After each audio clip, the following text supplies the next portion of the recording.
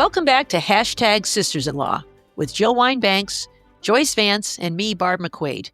Kim is away, but she'll be back soon. We do have some big news. The new Resistance mini tote is ready for order. This item has been flying off the shelves, very popular. Mini totes are all the rage, and what better to have than the Resistance on your mini tote? You can go to politicon.com/merch to get yours now. Now let's get on with the show. Today we'll be discussing DOJ's investigation of Jim Comey and John Brennan, the class action certified by a judge in the Birthright citizenship cases, and the claims of a DOJ whistleblower. But first, Jill, we have to ask you about your experience as the Grand Marshal of the 4th of July parade in Evanston, Illinois. How did it go? Well, it was a lot of fun. I have gotten a lot of comments from my good friends who said, why did I have to listen to Sisters-in-Law last week to find out that you were in the parade? And I failed to notify my friends, so they weren't there to cheer me on. But there were a lot of people in the crowd who are big Sisters-in-Law fans, and they were very excited to see me.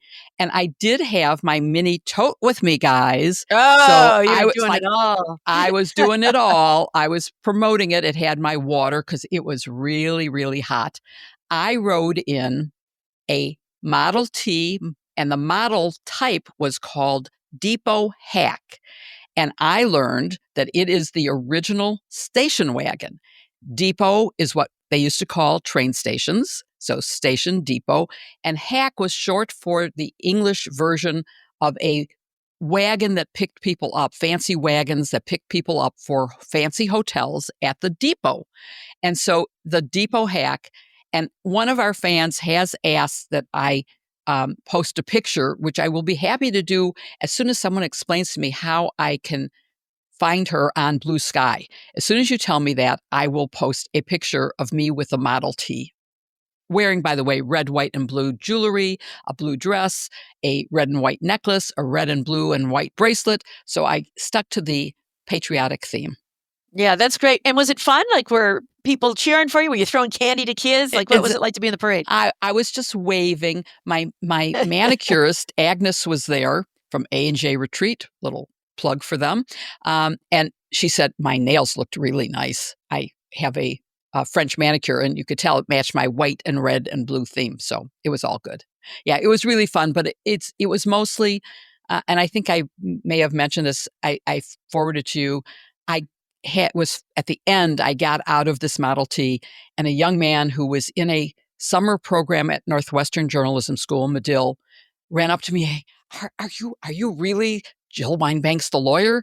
And I said, yes. He said, I read your book when I was 13, which made me wonder, why am I working on a children's book if my actual memoir was read by him?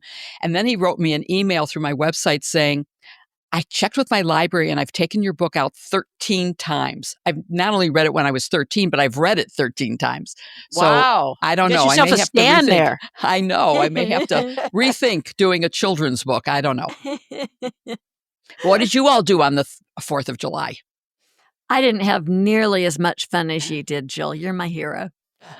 A lot of fireworks and a lot of ice cream for me, which makes for a great holiday. Hey, absolutely. Can I ask you guys a question about ice cream? Because we're getting ready to go on vacation, and I'm hearing a lot about soft serve up in Maine. Do you guys have soft serve where you are? We don't really have it. Oh, you that's don't? So interesting. I just heard the other day that someone who lives in Florida does not have soft serve. Really? So, do you not have Dairy Queen? I mean, well, yeah, we do have Dairy Queen. That's soft serve. I just don't think it's something. This is like homemade soft serve at roadside places in Maine. It looks very 4th of July-y to me, very, Americana. And I'm excited about it. I just don't have a lot of experience with it. Well, there's two different kinds. I mean, there's Dairy Queen that Barb mentioned, but there's also a custard, a soft serve custard. And I haven't tried that yet, but friends are recommending it. I think that's what they have up in Maine. I'll report back. I'll report back next Friday. All right, it's your assignment. All right, looking forward to the full report, Joyce.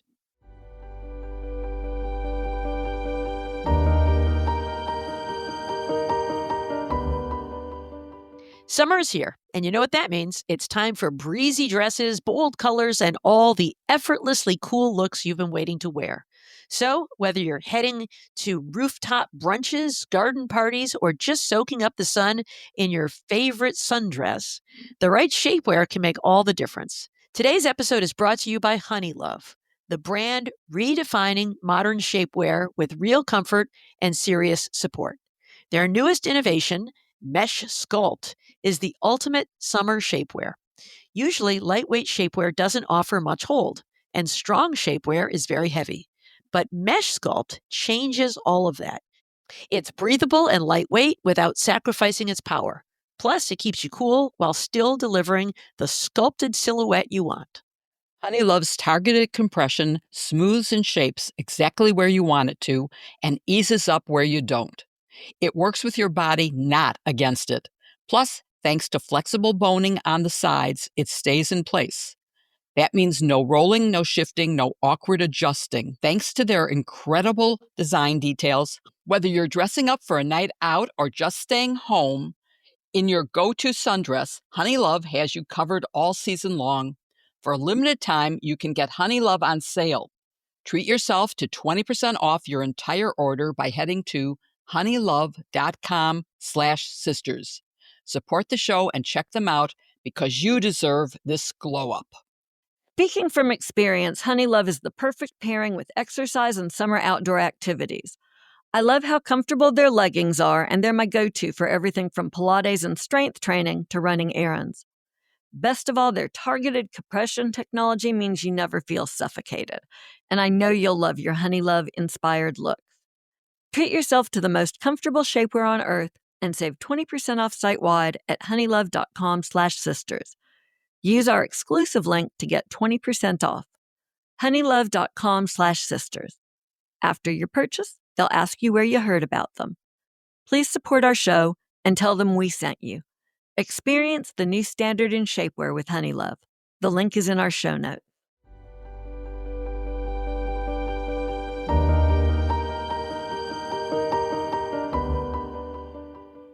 Just 2 weeks ago, even though it seems like it was a lot longer, on June 27th in Casa v. Trump, SCOTUS said the federal district court could not issue a nationwide injunction that barred enforcement of President Trump's executive order that looked like it was rewriting the 14th Amendment of our Constitution and abolishing the right of birthright citizenship.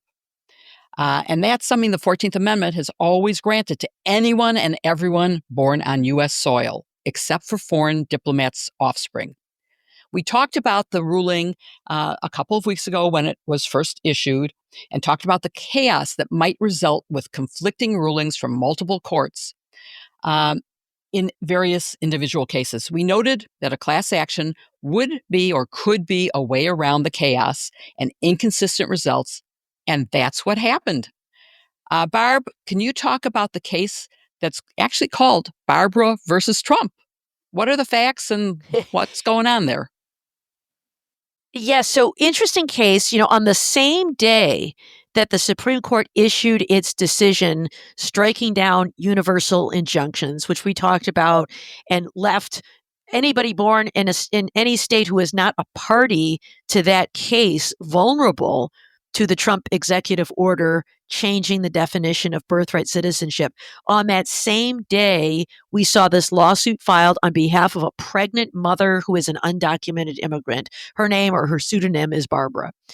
It was filed by the ACLU. You have to believe they kind of had this ready to go in the hopper on the sort of if the Supreme Court had issued this decision. And as soon as the decision came down, they filed this thing. And a judge in New Hampshire was assigned to the case, looked at it and said, yes, this is exactly the kind of case for which a class action should be certified, that there is a likelihood of success on the merits of challenging this brand new definition of the constitutional right to become a U.S. citizen for anyone born in the country, and that the plaintiffs, any baby born subject to this order, would suffer irreparable harm. They would be stripped of their citizenship and left in legal limbo. So I think in some ways the Supreme Court should welcome this development because it's exactly what they said was available when they sort of downplayed the harm of a universal injunction. They said, well, there's always class actions. Well, here we go. Now there's a class action.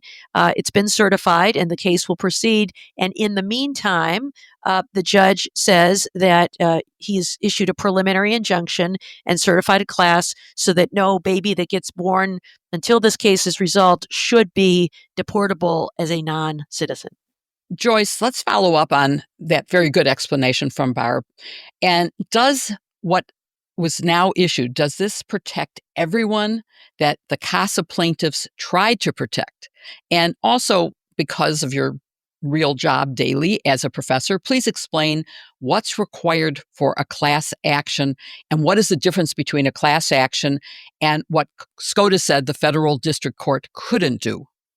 Yeah, so I'm actually going to draw on my experience and practice as a real lawyer. How about that, Jill? When I was a young lawyer in Washington, I did some work on civil rights class actions. My firm let us do some pro bono work, and I worked on a class action civil rights case where we were certifying the same kind of classes that are now involved in the Birthright citizenship case. They're called B2 classes. So here's the difference. The injunctions that the Supreme Court has now disallowed, that's where a district judge sitting in one district has some plaintiffs in front of him, let's just say 8. And the judge rules, government, you can't do this to these 8 plaintiffs. And also, you can't do it to any place else, anywhere in the country. That's a nationwide injunction. Class action is a little bit different. And let me explain that there are 4 elements that you have to establish in order to get a class certified. You've got to show that the proposed class is numerous, that it's really big, but also that it's ascertainable. You can figure out who's in the class.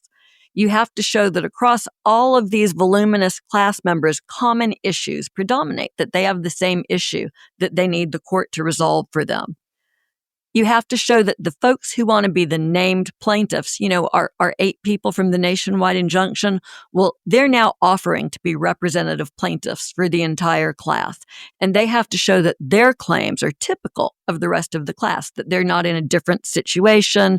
And it might cause the issues involved in resolving their situation to differ from other class members. And then you have to show that the lawyers are good enough to do it, that the proposed class representatives will be well represented. So, that's the landscape. And when you certify a class, if you do it, if your basis for doing it is broad enough, you can, in essence, draw up almost all or even all of those people who would have been covered by a nationwide injunction.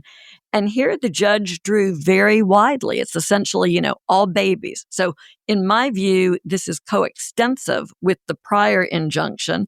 But I just have a little asterisk that I'm going to put out. Getting a class certified is not easy. You can tell from those 4 factors, right? There's a lot of legwork that's involved. So this is not something that you can use in the same fast way that you can use an injunction. You can't get a class certified quickly enough to keep a plane from taking off. That's such an important distinction because in this case, of course, it was an imminent threat when we talk about planes taking off. But it's also true that births are going to take place regardless of when this executive order goes into effect. So that's an important point. But so Barb, what's next? And Jill, can I just say, by the Sure. way, that they've gilded the lily a little bit. The judge was careful in his order to go back to a February date to make sure that no babies would fall through the cracks. So Yes. that's, lawyers can be clever and smart about crafting these sorts of responses. It's still not as nimble of a mechanism as a nationwide injunction would have been. So, Barb, what's next? When do you expect something to happen in this case? Well, the judge gave the Trump administration 7 days so that it could appeal the order. So there's sort of a stay on the effectiveness until then. I imagine the Trump administration will most certainly appeal. They've been nothing but aggressive in all of these cases, even though they got the decision they wanted out of the Supreme Court to block universal injunctions. I imagine they will appeal this. We will see it decided in the Court of Appeals out of New Hampshire. It'll be the First Circuit Court of Appeals, and maybe to the Supreme Court. Although I don't know, ordinarily the Supreme Court is not supposed to get involved in these sort of preliminary questions.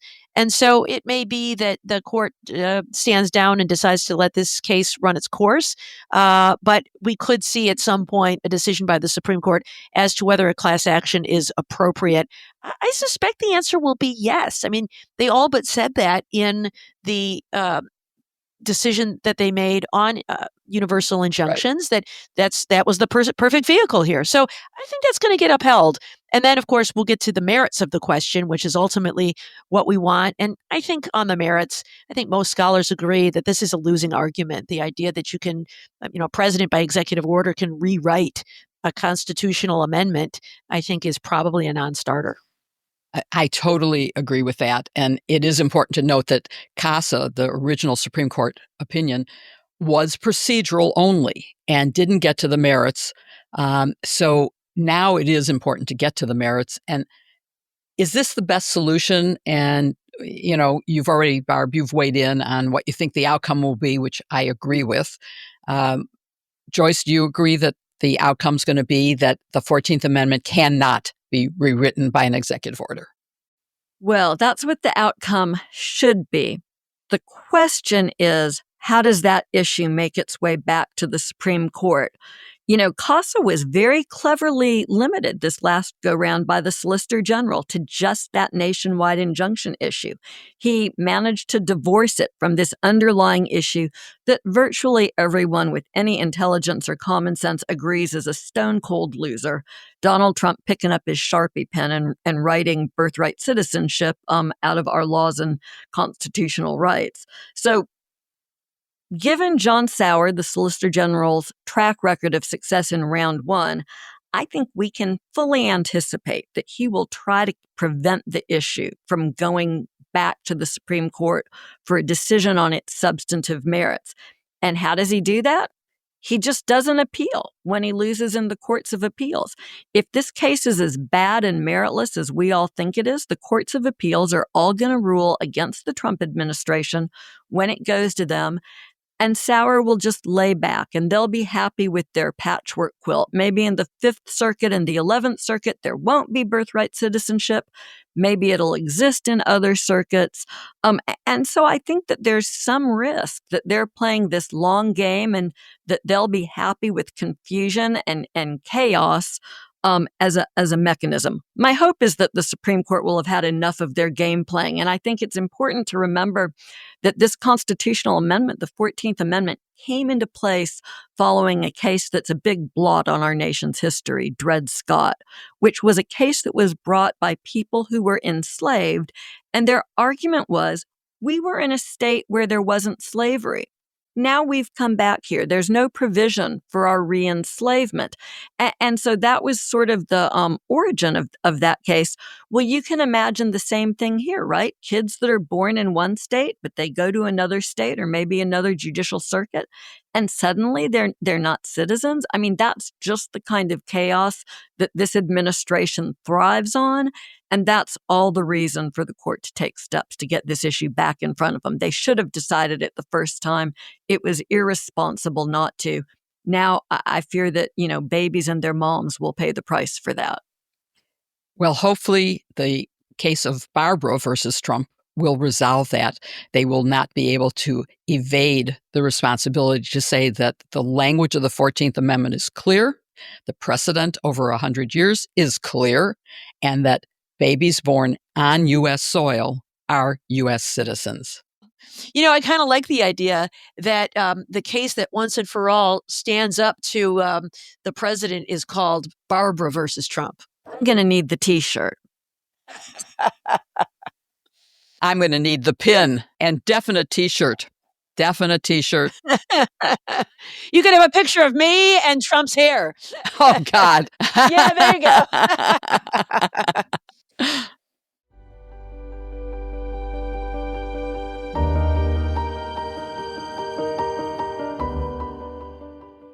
Did you know that there are statistics that show that 90% of parents are concerned about microplastics in cleaning products. But aren't we all?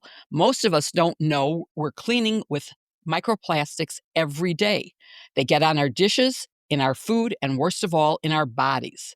That's why we've made the switch to Blueland across all the cleaning products around our houses. Their products meet the highest standards of clean.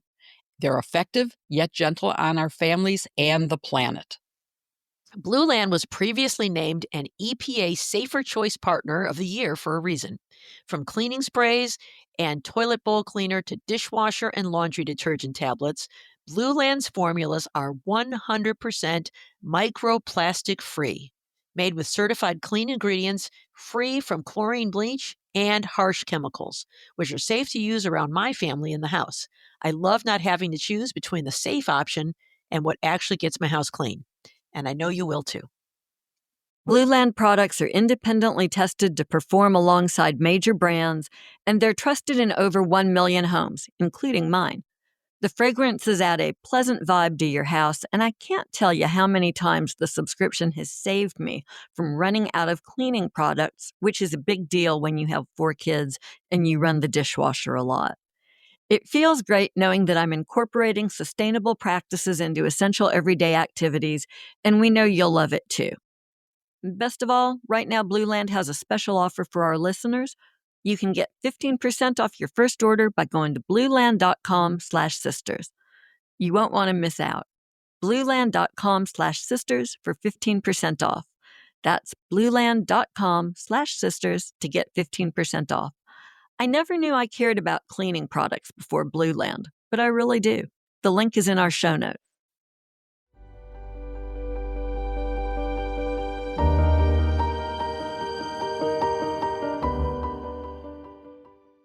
Well, reporting this week indicated that the Department of Justice is investigating, wait for it, Jim Comey again.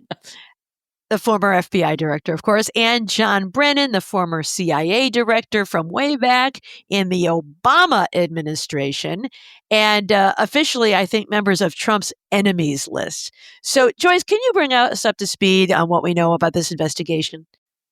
This investigation stems from a referral by former Director of National Intelligence John Ratcliffe, who provided evidence to the FBI regarding potential wrongdoing related to the 2016 election interference investigation, if you can remember that far back. And here's who Ratcliffe is. He was elected to Congress in 2014, became a strong Trump ally, particularly during the first impeachment trial. He was an outspoken critic. He called the process the weakest impeachment our country has ever seen. And he's now Trump's CIA director.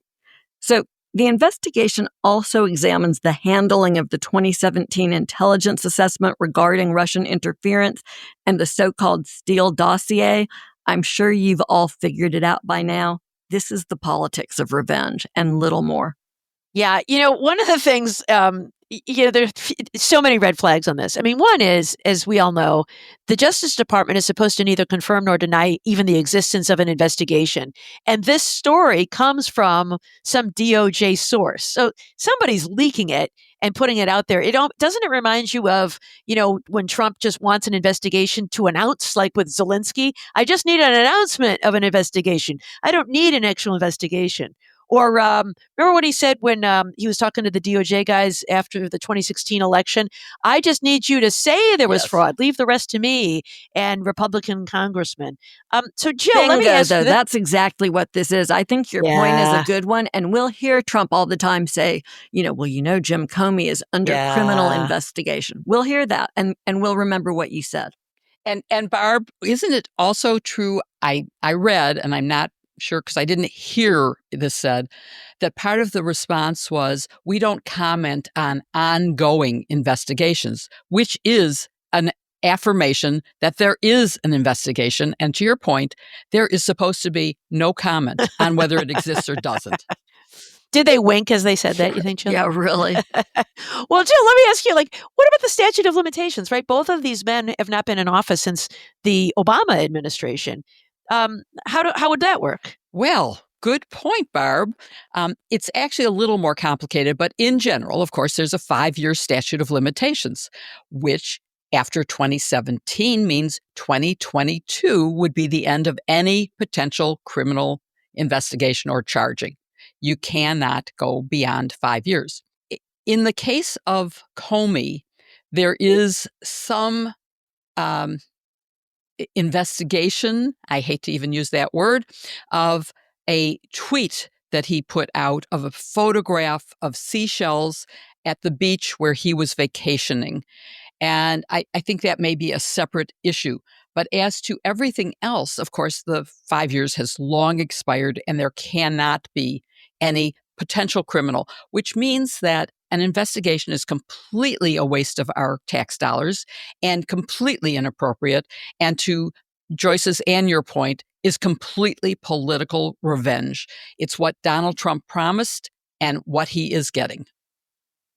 Yeah, I read somewhere that Brennan had testified before Congress in 2023. So maybe if he lied to conceal his misconduct from earlier, that could freshen the statute of limitations. But I tend to agree with you. When we've got Trump on his very first day in office issues this executive order about holding accountable people who have weaponized the government or engaged in lawfare, it seems like even Trump's most ardent supporters would see this as mere retribution, especially in light of the fact that we had that Inspector General investigation into the origins of the Trump-Russia investigation, right? Then there was the investigation by John Durham into the origins, and he only ended up with 2 very minor prosecutions, one of whom was acquitted.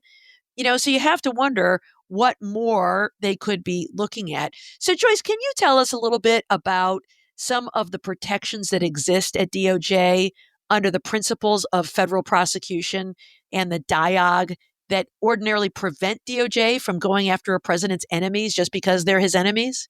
Yeah, I think that this is the perfect follow-on question to the comment you just made about, what are they going to get after everything that's gone before?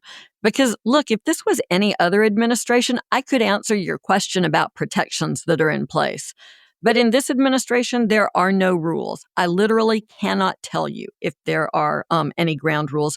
We're watching Pam Bondi in real time fire DOJ attorneys and other personnel just by flipping a note their way that says, essentially, the president of the United States wants you gone.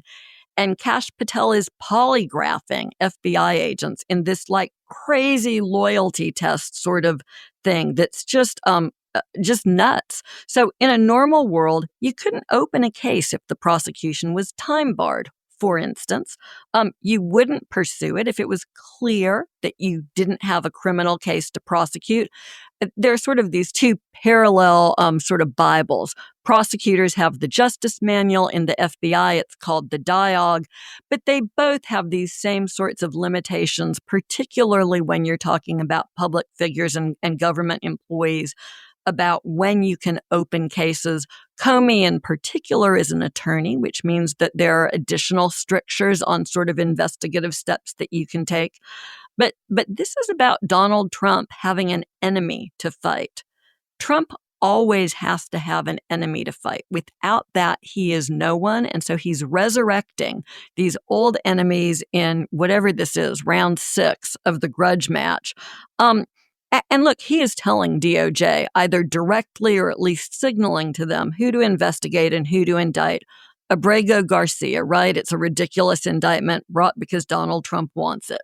The judge in Wisconsin, the New Jersey congresswoman. So I think we're just operating in this rules-free zone where the standards that are established in the Justice Manual and the Dialogue simply cease to matter. And that, by the way, is not just a, oh, well, shrug your shoulders and move on. That's something that should be deeply disturbing because both the Justice Manual and the Dialogue are sort of living documents. They've been developed based on experience and standards, and they're an integral part of ensuring that the Justice Department adheres to the rule of law. Barb, you may have had this experience. I was involved in updating one of the sections that was very, very basic, very important to all of us, the principles of federal prosecution, which tells prosecutors when they can indict a case, and when it's when you have evidence that you believe would permit you to obtain at trial a conviction and sustain it on appeal. Otherwise, you can't indict. It is really tough to figure out how they would ever get past that here. So I think that this is just theatrics. This is just Trump saying, I've got an investigation and these guys are guilty and, whatever it is that he's going to say. Yeah, and those principles, of course, also say that politics may never play a role in deciding whether to exercise discretion in bringing charges. And they also were enacted after Watergate in an effort to try to avoid some of the abuses that we saw during Watergate. Jill, based on what we're seeing now and this enemies list, I hear these terms and it reminds me of Nixon and his enemies list. You see any parallels or shades of Watergate in any of this? I can, and that's a great question.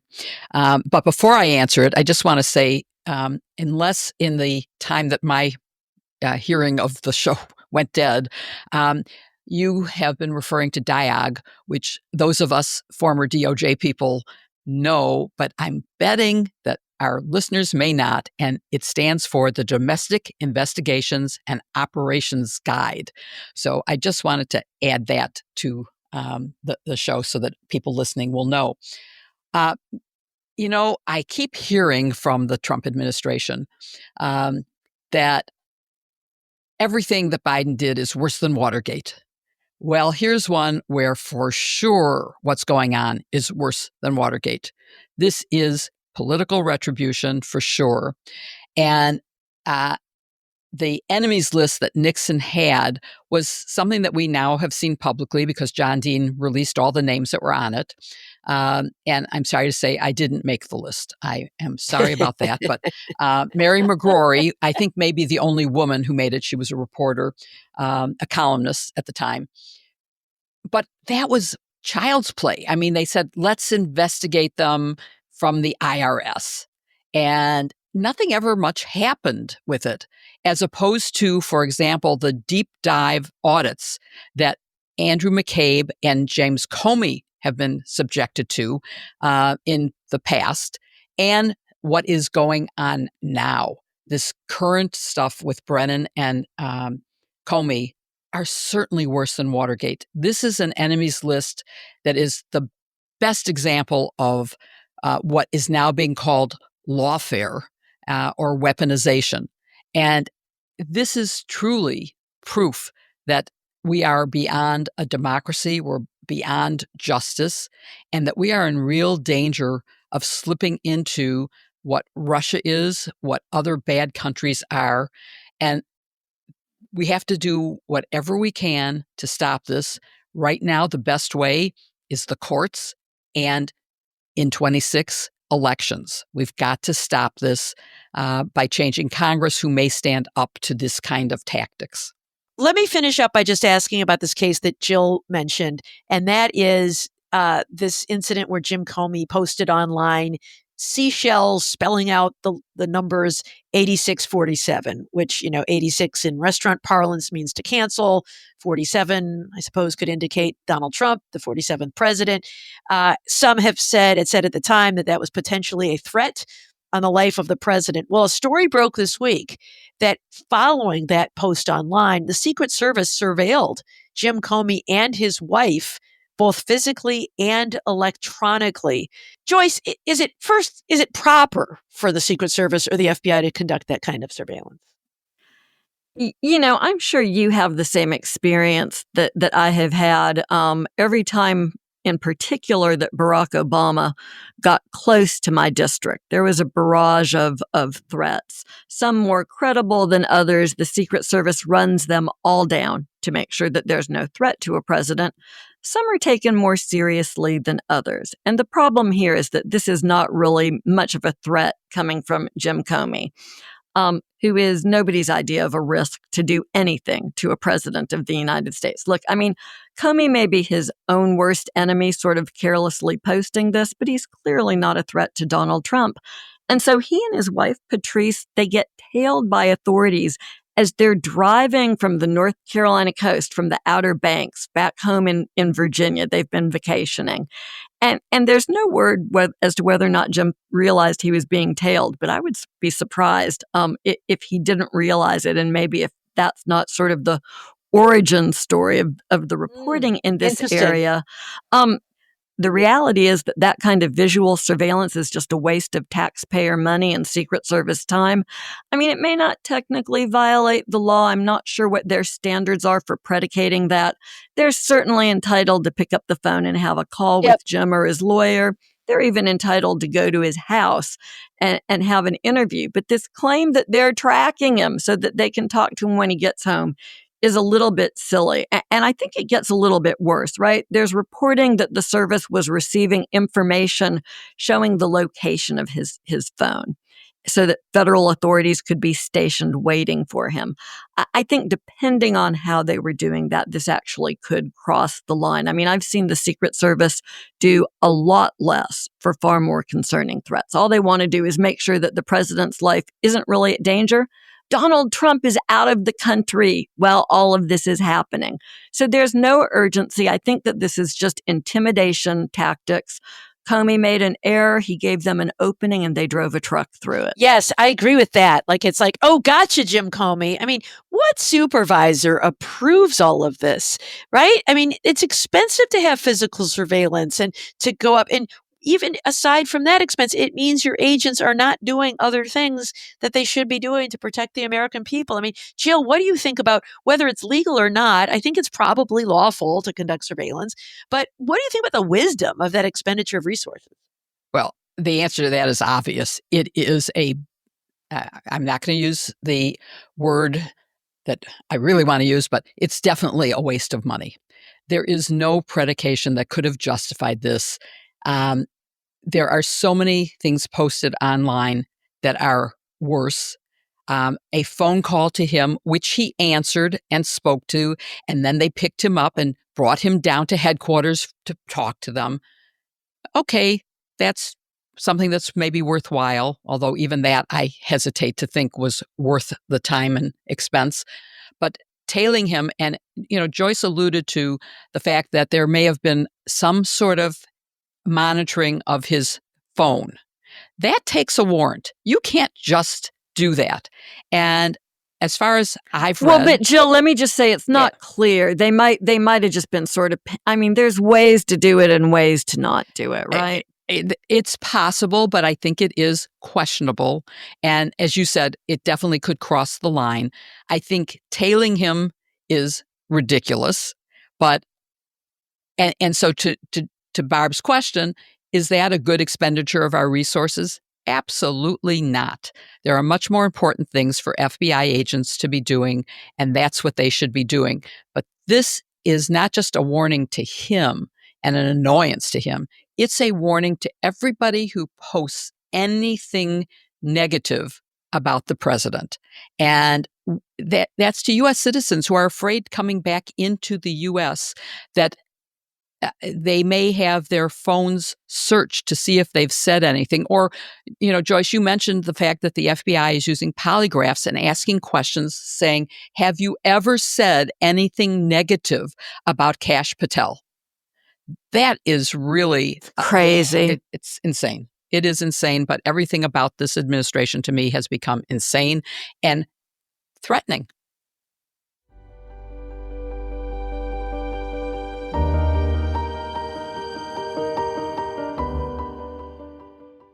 Have you heard about OneSkin's scalp serum, OS01 hair?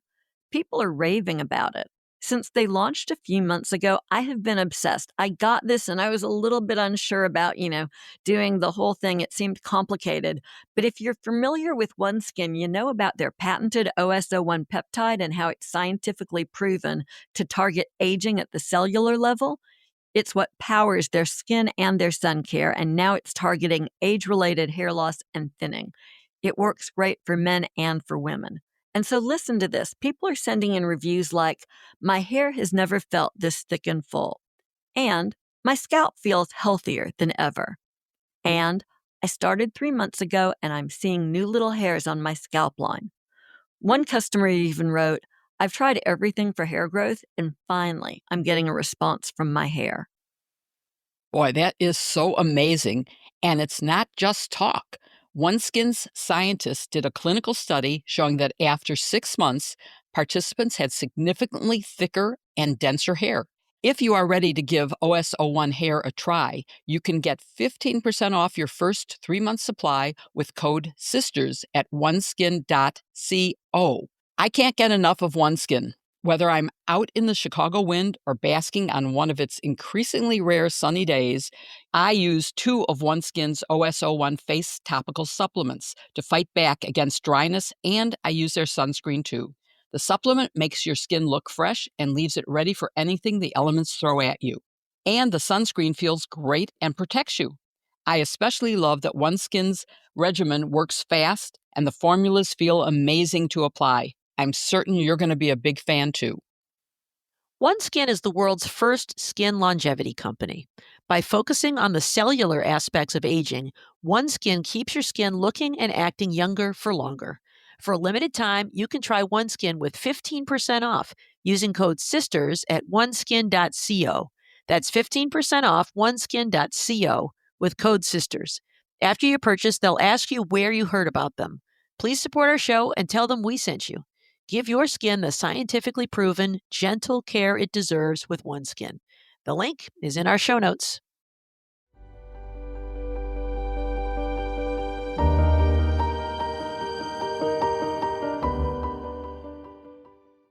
Erez Reuveni went to Boston University Law School, where he graduated summa cum laude. He was the articles editor for the Law Review. He wrote the best brief in the moot court competition. He went on to clerk for judges in the District of Massachusetts and on the Second Circuit Court of Appeals. In 2010, Reuveni became a trial attorney at the Justice Department. He served there and was promoted to jobs of increasing responsibility under both Democratic and Republican administrations. Then in March of 2025, he was appointed the acting deputy director in the Office of Immigration Litigation. You may recall that a few people had left the Justice Department and there were some vacancies, and up he went into that spot. And that's how Reuveni found himself in court arguing in front of Judge James Boasberg on the government's behalf as 3 airplanes flew toward El Salvador, where they were going to deliver their passengers, men being deported from the United States with no due process, to El Salvador's notorious CCOT prison. Reuveni behaved the way you would expect someone with his legal pedigree to do. He behaved with candor to the court in a difficult situation as he was asked questions. And for that, he was fired. But that wasn't the end of his story. Reuveni has turned into a whistleblower, surfacing with allegations that you've likely heard something about by now. In his whistleblower complaint letter, he alleged, among other things, that former Trump criminal lawyer Amal Bove, now a high-ranking DOJ official, suggested to others, including Reuveni, that a time might come when DOJ would ignore a court's order to do Trump's bidding. He claimed that Bove said DOJ might have to say F you to the courts. That seemed like a bold claim to make if you didn't have evidence to back it up. And sure enough, some of that tea got spilled yesterday. So that's sort of our scene setting. Jill, can you talk about how this new information has surfaced and why? Yes, it's really important because he, through his lawyers, filed a whistleblower complaint, a very lengthy document that had tons of details of emails and text messages, meetings with the dates and attendees that were verified. And that was given to Congress, as is appropriate, as well as to the investigative offices. And Dick Durbin has released that report. And so it is now something that you can go online. And in fact, we could, in our show notes, we can put a link to the report, the whistleblower report. And you can't help but read that and see that he has laid out in great detail a timeline of when he first heard things, when he was asked to do things. And it's quite clear that his firing was a direct retaliation for the fact that he told Judge Boasberg the truth. He answered as is a lawyer's obligation. Lawyers who do not answer truthfully have to be held to account for that. And so he answered truthfully. He also gave advice to all of his clients that they had to follow the orders of the court. and was very concerned that they were deliberately not doing that. So the evidence is quite clear. Now, obviously, some of the details are redacted, and the complaint has footnotes that say we've left this out because it may fall within attorney-client privilege, and so we can't release it. But I think it's really a clear set of information that says on such and such a date, this is what happened. I was in a meeting and here are the other people who are in attendance. Now, some of those people, of course, have denied that those things happened, including Beauvais in his confirmation hearings for becoming a circuit court judge, a lifetime appointment to review court orders and to see whether they are followed or not. Obviously, there's opposition that is mounting to his confirmation. But yeah, he's denied all of this. But I think the evidence needs to be made public. There needs to be a public hearing. So a lot of evidence gets released in this tranche of documents, emails, other stuff.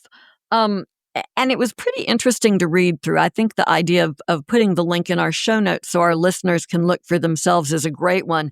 But did anything jump out at either one of you? Anything that you found to be particularly compelling or disturbing in this package, Barb? Well, there are email messages that indicate that Beauvais was violating court orders. There's one where it's clear that it was Beauvais who instructed DHS to turn over the men on the planes to El Salvadoran custody once they arrived in El Salvador, even after the judge had told the government that the planes needed to be turned around. And so that really suggests to me that he was willing to defy a court order and try to just say, like, that was the one where Bukele, the president of El Salvador, wrote, oopsie. It wasn't an oopsie. It was a deliberate defiance of a court order. That one really struck out as not just inappropriate, but a violation of the separation of powers. I mean, can I go even further and say I think it's disqualifying for a federal judge? Yeah, if this was any other administration, that nomination would have been pulled by now. Yeah. And so there's that. Jill, what popped out at you? Well, that was certainly one of them because, and there was some argument that it was oral. Any lawyer knows that an oral order is as enforceable as a written order. Can we just be more specific? Because this is like crazy applesauce that Pam Bondi tweets too. And it's like this. His justification is, well, the judge originally issued an oral order and he didn't have time to put it in writing before the planes flew out of U.S. airspace. And I mean, that's the kind of thing that you should just get bench slapped for, not put on the bench for. Yeah, absolutely. So I think what stood out to me was the timeline. I agree with Barb about the importance of what she said, but it really lays out how Reuveni got into the position he was in and what he was asked to do. And it follows through with specifying who was in the different meetings. It would be very easy for Congress to have a public hearing that brings forth, or for that matter, for Boasberg to have a public hearing. In Watergate, when we did an investigation that would normally have been done in secret before a grand jury, Judge Sirica said, this is too important to the American public. They need to hear this evidence. And so the White House was forced to call witnesses in public, and we were allowed to cross-examine them in public. And that's what you need, because I don't know that everyone who is now saying, well, that didn't happen, will say that under oath. And I would like to see the public hearing take place immediately and certainly before there's a vote on Beauvais' confirmation.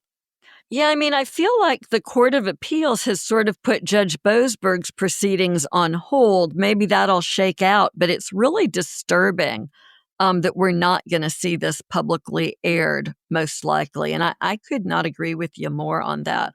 So, Barb, how big of a deal is all of this? I mean, I think we all can see that in a normal administration, this would do damage. Do you expect it to do any here? So, an interesting question. I think it depends on the constituency. So, I think for Trump voters, I think, he's convinced them that everybody's a crook and everybody gets away with whatever they can get away with. And as long as he's your crook, nobody cares. So, politically, I don't know. But I do think when it comes to Congress, considering the nomination of Emil Bove, I think it's a big deal.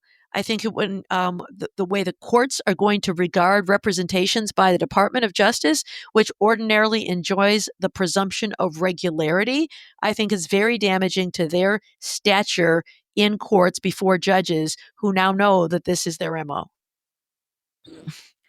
And Jill, what do you think about Bove's nomination? Do you think he survives this? Well, you know what I think of his nomination, which is it's an abomination.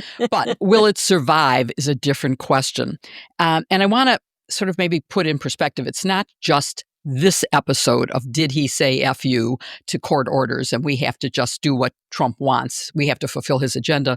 But remember, aside from ignoring court orders, he directed Ed Martin, who was at the time the U.S. attorney, to fire prosecutors who had worked on January 6 prosecutions, which Martin, of course, did.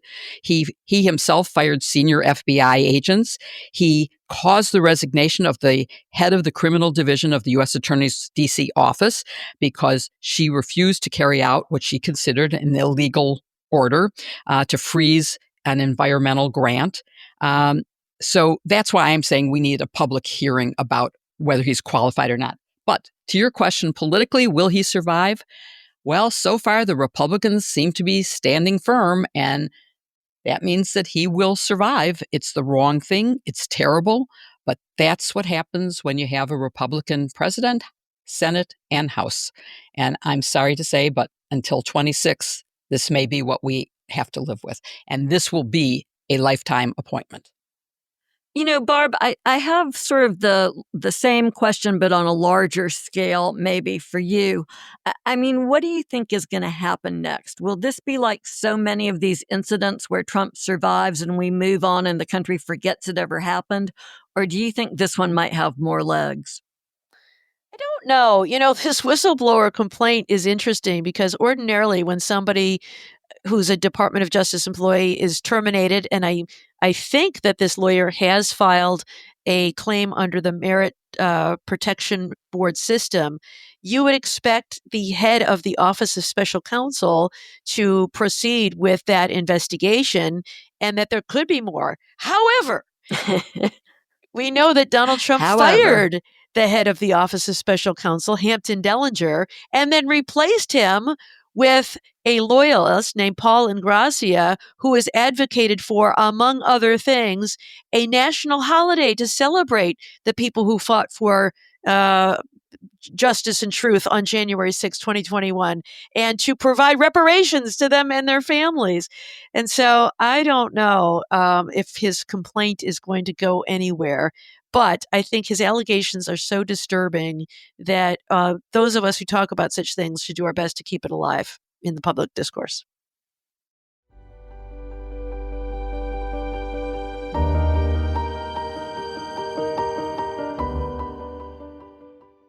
The headlines are chock full of data breaches and regulatory rollbacks about hacks that make us all vulnerable.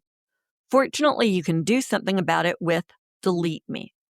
DeleteMe is here to make it easy, quick, and safe to remove your personal data online. DeleteMe knows your privacy is worth protecting, and we do too. Sign up and provide DeleteMe with exactly what information you want deleted. Then their experts take it from there. More importantly, it's not a one-and-done experience. DeleteMe is always working for you to constantly monitor and remove the personal information you don't want on the internet. Consider it your personal warrior protecting your data, your autonomy, and your privacy. In the internet age, all of us are at risk from malicious actors, blackmailers, and worse. Especially if you have minors or children in your family, DeleteMe is a must. I trust them to protect me, my sisters, and my family. And I know that they can keep you and your loved ones safe too. Don't wait. Take control of your data and keep your private life private by signing up for DeleteMe. Now, our listeners can get a special discount. Today, get 20% off your DeleteMe plan by texting SISTERS to 64,000. The only way to get 20% off is to text SISTERS to 64000 or 64,000. That's SISTERS to 64,000. Message and data rates may apply, and the link is also in our show notes.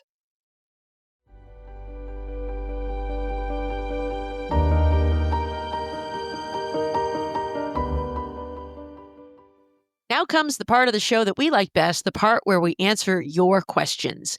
If you have a question for us, please email us at sistersinlaw@politicon.com, or you can tag us on social media using hashtag sistersinlaw. If we don't get to your question during the show, please keep an eye on our feeds throughout the week, where we'll answer as many of your questions as we can. Our first question comes to us from Nemo, who asks, with the latest Supreme Court rulings, particularly regarding injunctions and the administration's use of the National Guard, what guardrails do we have left to ensure that people feel safe showing up to stand in line and vote? Jill, what do you think about that? This is such an interesting question. Thank you, Nemo, and one of my favorite characters in all of movie history. It's the obvious answer is people who are in line to vote are U.S. citizens. And so we don't have to worry about people being picked up out of the line for that. But I think it raises a bigger question. There is, of course, a lawsuit now pending against the use of the National Guard for law enforcement, which is barred by the Posse Comitatus Act. And I think the only real particular guardrails we have is voting. We have to vote in huge numbers, massive numbers. And that, unfortunately, is more than a year away. So we have to, in the meantime, continue to protest, march, send letters, make phone calls, do everything we can to let our local representatives know how we feel about this and that they will not be reelected if they allow this to keep happening. That's what we're going to have to do. It's a shame. We have to rely on the courts, which have for most of the time. I mean, Donald Trump's loss record at the district court is 90%. Unfortunately, at the Supreme Court, it's not. It's more like he's winning 60% of the time. And that's too bad. But for now, we have to rely on the courts as well as our elected representatives, and pressuring them is one way to protect us. All right. Our next question comes to us from Chaplain Jennifer, who writes, if each of you could perform an executive order that could save, reverse, or instill democracy as we know it or knew it, what would that be? Joyce, you want to take a stab at that? Well, since Trump has a magic wand, I'm going to claim one for myself, too. Because I think the most important issue that we face, frankly, is how we conduct our elections. And so if I were drafting an executive order, I would draft one that would give states and localities, counties, the funds that they need to ensure that they've got safe and secure technology for conducting elections. I would give them support from the federal government, but I would stay out of it. I would not purport to impose a nationwide identification standard, which is what Donald Trump did in his executive order. It's what the SAVE Act is trying to do. This, just crazy nonsense that you have to have an expensive form of identification in order to exercise a fundamental right. And this idea that the federal government is going to step in and tell states that they can't let people register online or at voter drives because they have to actually show that proof of citizenship to a local election official in order to register and also to re-register if they move or something like that. That's just such a way of tamping down on people's exercise of the right to vote that I think we should undo Trump's executive order. I hope that the courts will do that. It's a little bit more difficult without a nationwide injunction available as a tool for doing that. But I would write an order that supported voting, not one that suppressed voting rights. Joyce, I love your answer. I think it's absolutely needed to protect voting rights. But I think before we protect voting rights, we also need to make sure that we mandate civics trainings for all voters. people need to know that there are three branches of the government, what their roles are, and the importance of their vote. And they need to have the skills training to allow them to know what is true and what isn't, what is fact.